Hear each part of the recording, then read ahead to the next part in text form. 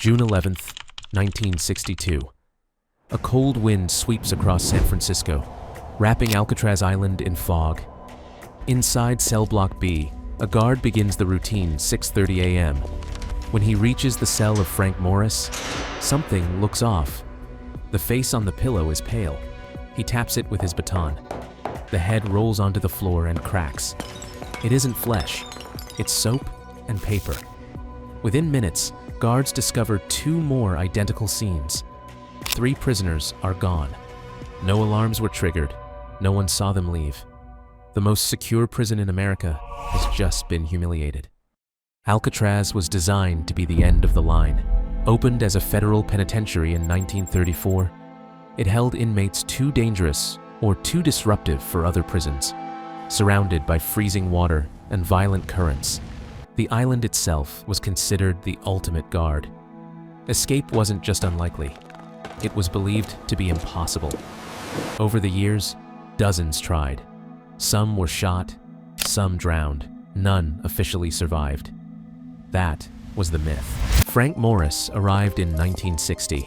He had already escaped multiple prisons before Alcatraz. In his cell, beneath the sink, was a small ventilation grate. Decades of salt air had eaten away at the concrete. It crumbled under pressure. Most inmates ignored it. Morris didn't. Morris recruited brothers John and Clarence Anglin. Over 18 months, the 3 men chipped at the weakened vents using stolen spoons. They worked during music hour to hide the sound. Cardboard grates, painted to match the wall, concealed the growing holes. Behind the cells was an unused utility corridor, a hidden space that became their workshop. There, they stitched together more than 50 stolen raincoats, sealing them into a makeshift raft using steam pipes. Every detail was deliberate, every movement patient.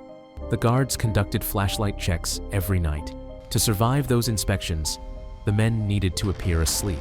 Using soap, toothpaste, toilet paper, and real human hair from the prison barbershop, they crafted dummy heads. From the shadows, under blankets, they looked disturbingly real. For months, guards stared directly at fake faces and never noticed. On June 11th, after lights out, the men placed the dummy heads in their beds and slipped through the vent openings. They climbed into the utility corridor, moved across the prison roof, and slid down a kitchen vent pipe to the shoreline. In the darkness, they inflated their raincoat raft. Then they pushed into the freezing black water and disappeared. By sunrise, Alcatraz erupted into chaos. Boats circled the island, helicopters scanned the surface. Bits of raincoat material were recovered, but no bodies were found. The FBI launched an investigation that would last 17 years.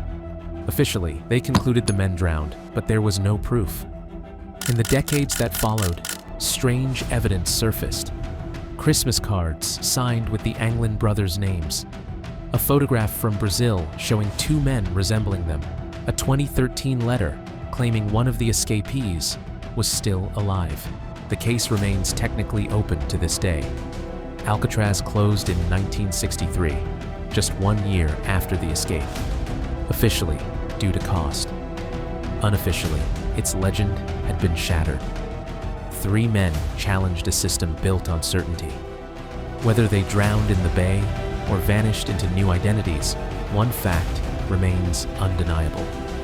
For one night in June 1962, Alcatraz was beaten, and no one has ever proven otherwise.